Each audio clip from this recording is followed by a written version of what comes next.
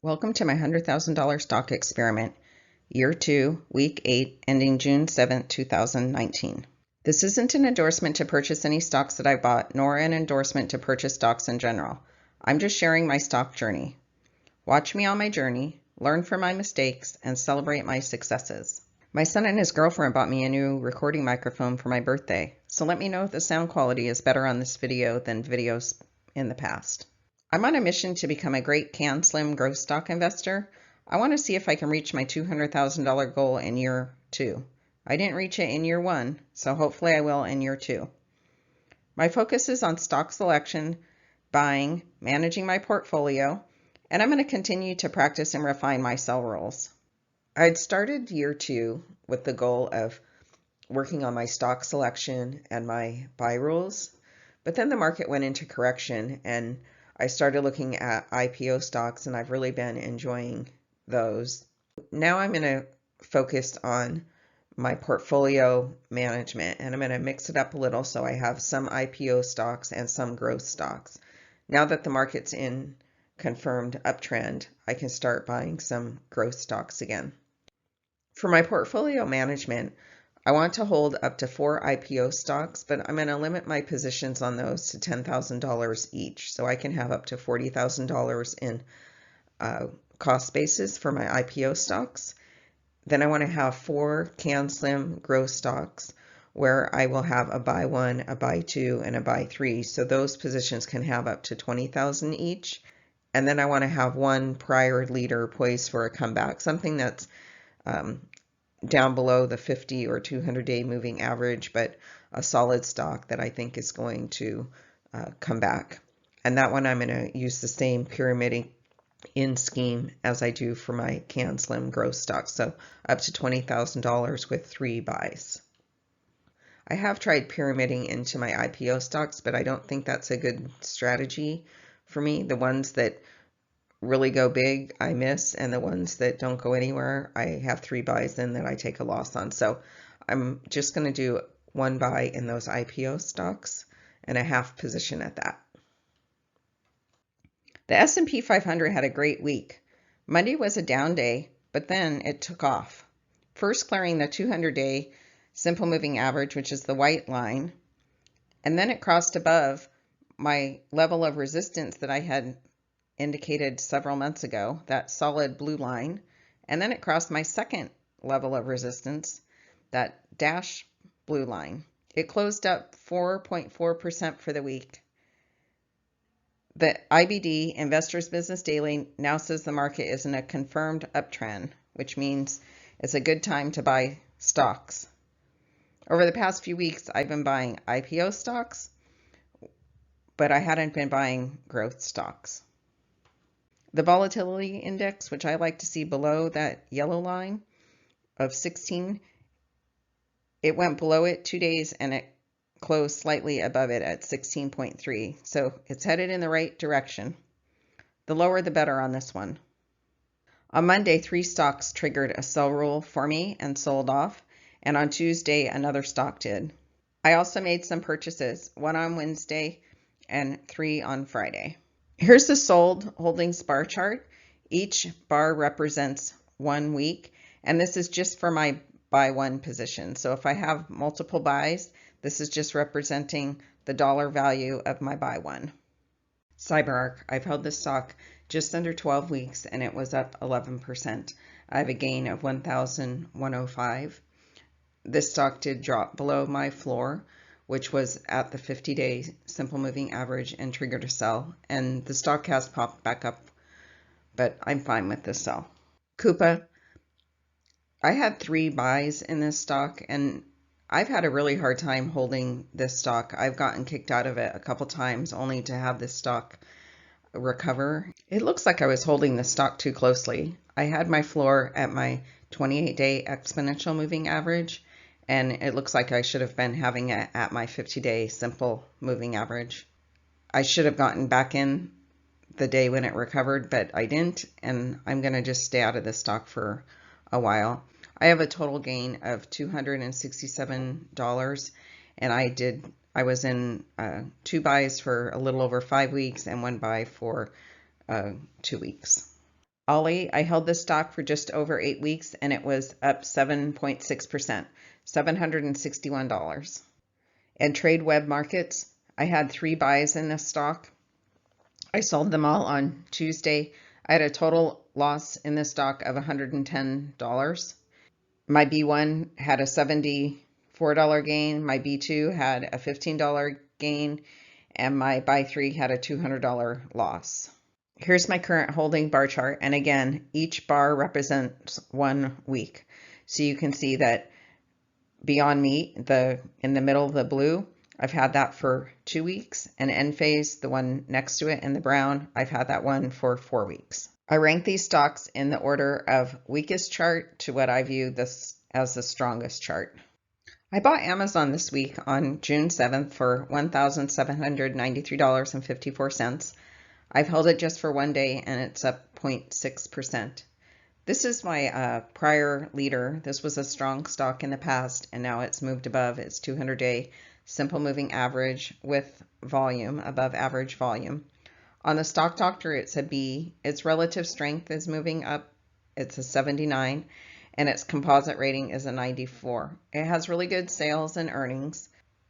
It has a weak chart because it just crossed above its 200-day simple moving average and is below its 50-day simple moving average, but that means it has room to improve, and like I said, it has performed well in the past. I have 1 buy in this.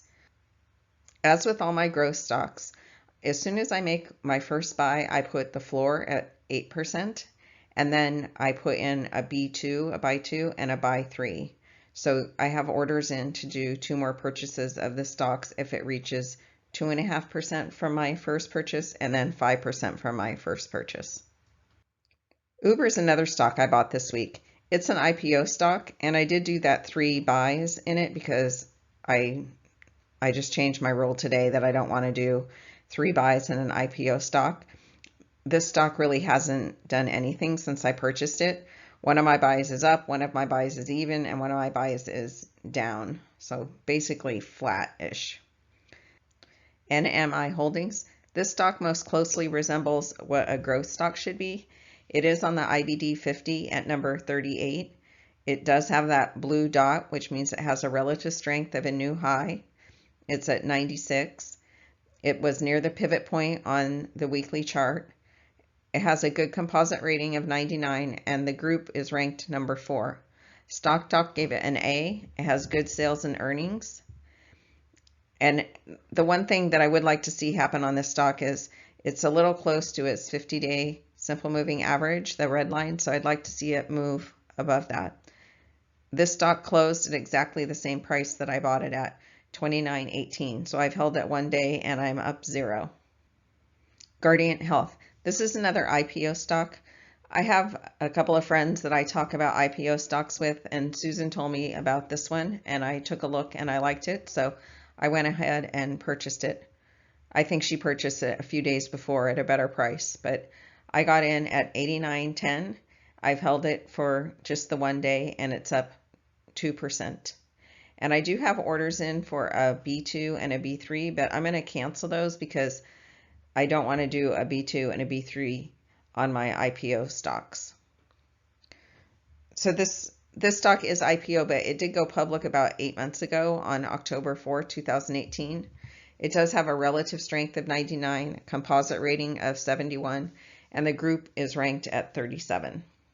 It did have a couple of chart patterns that I liked. It did have 4 weeks tight, which I'm showing in that blue box, which basically the stock is going sideways for several weeks.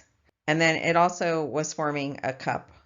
Enphase Energy, I've held this stock for 3 weeks and it's up 10%. I did move the floor up to the 28-day exponential moving average.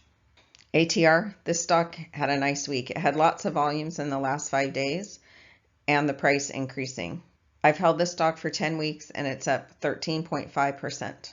Beyond Meat. When I was talking to Susan and Franca about my IPO stocks, we were talking about earnings coming up for Beyond Meat, and I did have a 13% gain after my first week of holding this, and I didn't want to sell this for a loss, so I did move my floor up to 1% above my purchase price. So if it triggered a sell rule, it would not be a loss for me, hopefully. But then this stock went crazy and it went up 39% on Friday. And in the volume section down, number 1 is the IPO date, and number 2 is Friday, June 7th. And this stock had approximately 800,000 more shares that traded on June 7th than it did on the IPO day. So I've held this stock for 1.5 weeks and it's up 50%. I don't have a rule for where to move my floor up on this because it doesn't have a 28-day exponential moving average, but I can't let my 50% gain evaporate. I've had that happen in the past and it's just devastating. So I did move the floor up to where it would be a 25% gain. So my floor is at 115.29 and hopefully this stock does not gap below that. Here's a list of my current dollar gains, sorted with the lowest on the top and the largest on the bottom. And this is just for my B1 positions. So you can see NMIH is 0 for the week. Amazon has a tiny gain of 58, Uber 180, GH 196. And here's the percentage change for the week, again, with the lowest value on the top and the largest value on the bottom. My idea is if I take care of my losers up on the top, that the winners will take care of themselves. The benchmark shows that in 1 year and 8 weeks, I'm up 24% versus 8% for the S&P 500. This week, the S&P 500 beat me. It was up 4.4%, and my Melissa experiment is only up 2%. At the end of week 8, I have $36,515 cash. I do have orders in for a buy 2 and a buy 3 in Amazon, GH, and NMIH, but I'm going to cancel that GH purchase because I don't want to have an IPO with 3 buys in it. So I'm probably going to pick a new stock. My industry breakdown for the week showing the dollar value of all my holdings, my buy 1, my buy 2, and my buy 3. So Uber is my largest holding with 20,075. I thought it was interesting that I have 7 different sectors, 7 stocks and 7 sectors, so no overlap there. I did change up my colors this week to coincide with the color on the bar charts of my weekly holdings, but same words, just different colors. The weekly tracker for the week, in the number of stocks column, that's showing you my B1, my B2, and my B3. So even though I have only 7 stocks, I do have 1 stock that I have 3 purchases in. And then you can see my sold holdings for the week. I did sell 8 holdings because some of them I had B2 and B3s in. I had 6 that were winners, 2 that were losers. Thanks for watching. Keep an eye out for my next episode, or better yet, subscribe to my channel. Don't forget to hit the bell if you want an alert when I post a new episode.